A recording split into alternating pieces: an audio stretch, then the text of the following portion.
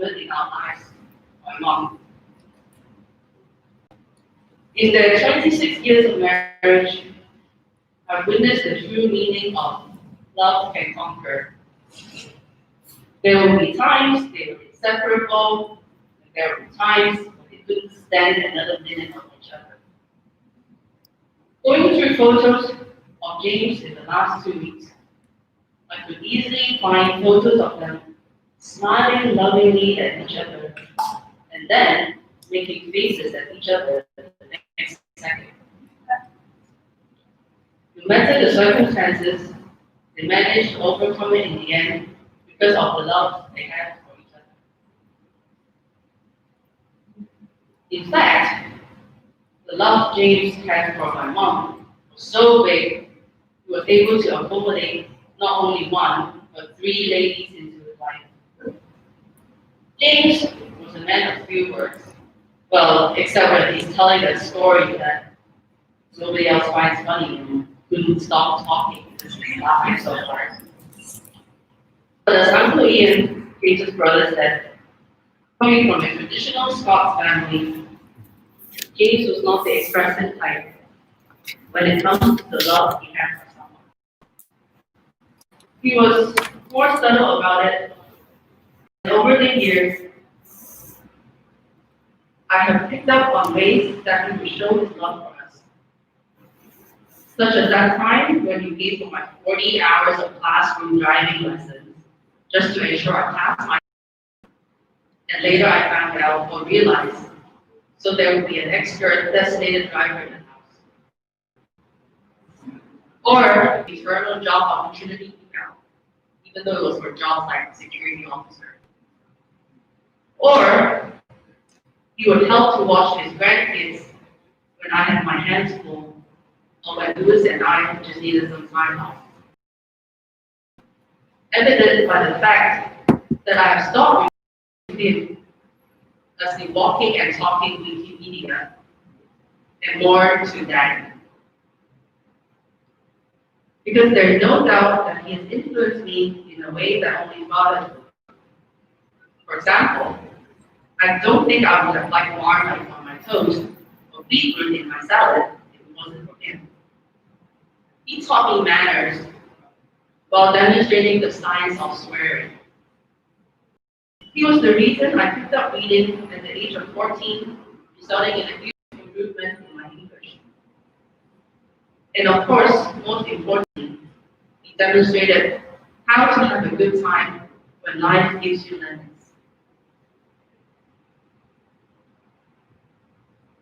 James is a kind, generous, smart, and modest gentleman. He will always be remembered for his smile and open arms, and he will be missed by many of us.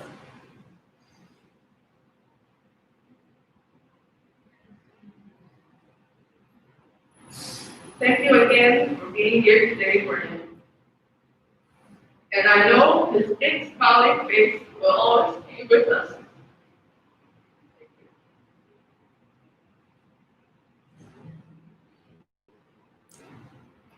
Dear all, the following is a few words from Mrs. Ray Ann Bird. Please come.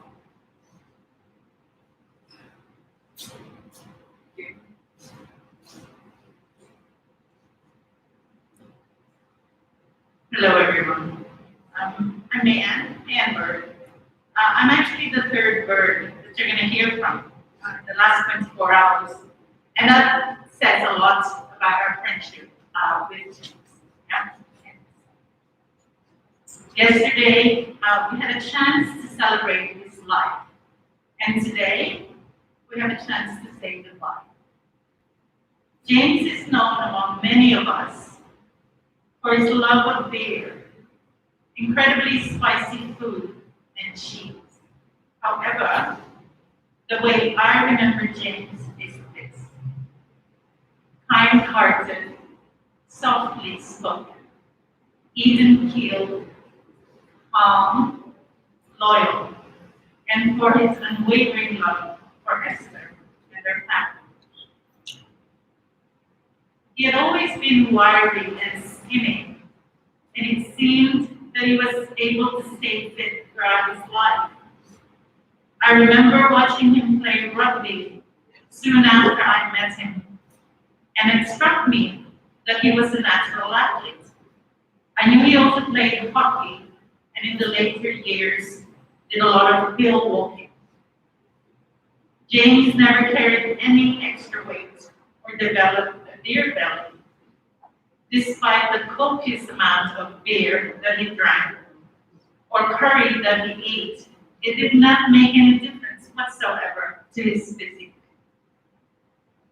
This, I think, he did on purpose, so that it would mean that he could wear his collection of blue shirts, khaki trousers, and brown robes throughout his life. James also always appeared never to have any serious worries in his life. I think this was because James was very lucky in life, always to have someone wonderful like Esther by his side. His kindness extended to animals and his dogs and cats. At one point in time, there would be at least 3, maybe more, of his furry friends at their home. I think the record was 7 or 8 at one point in time. I see some nodding over there. So much so that then, as Catherine tells you, he gifted our family with one of our most beloved dogs, Rusty. A stray dog James rescued from the streets of Cyprus, who he then imported to Phuket and gave to us. Rusty was a real rascal on the road. Red-haired, cocker spaniel, lovable, forever loyal, happy, handsome. Actually, just like James. When my husband Les and I had our firstborn, Catherine, who you met on the video earlier, James was high on our list of godparents, as we knew he would be a perfect partner to us to guide Catherine in her life. A wonderful, steady, kind hand. Over the years, we heard last night, we lived close to each other and our lives woven closely. In the last 20 years, with living life, raising kids, living in different countries, them in Canada, us in Phuket, then them in Cyprus, and us in DB, we saw far less of the Turner family than we would have wished. However, through these years, like lifelong friends, when we saw each other during birthdays, the holidays, graduation, regular get-togethers, we would just pick up where we left off. The long and deep friendship happily never faded and forever treasured. James, today we say goodbye to you far, far too early. You will remain forever in the hearts of everybody here and of the Bird family. Les, Catherine, Todd, and myself. We will miss you deeply, leaving a void in our hearts and many hearts here today. We do know that we have many wonderful memories of you to fill that void. Esther, Gigi, Louis, Yuki, Justin, and Casper, our deepest condolences to you. And today, more than ever, we embrace and envelope you with our love and our praise. I know for sure that James will not want us to be sad for long. He would want us to live on like he lived his life, calm, steady, regularly having some spicy food, washed down with a few of his favorite tunes, and laugh so hard that we will fall off our chairs sideways with tears screaming down our face. Plastic things. To close, I would like to share parts of a poem with all of you. Don't think of me as gone away. My journey just begun. Just think of me as resting from the sorrows and the tears in a place of warmth and comfort, where there will be no days and no years. And I think of me as living in the hearts of those I touched, but nothing loved is ever lost. And I know I was loved so much. James, we love you and we will miss you. May you forever rest in peace. And wherever you are, I do hope they have plenty of food to spare. Thank you.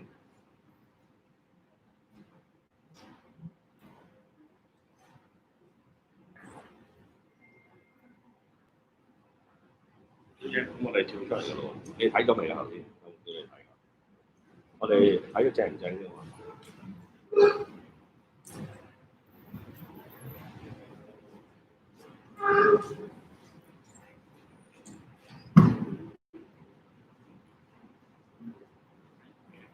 多啲未睇。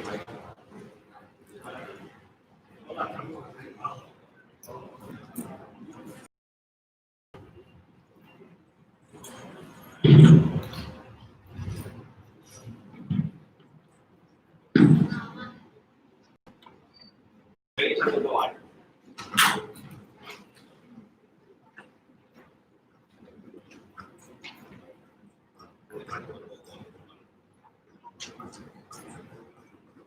接住咧，而家天有為由，先請來賓上次專長鄧立仁先生為由現在下邊。It's time to say your final goodbye to James. Please come up one by one.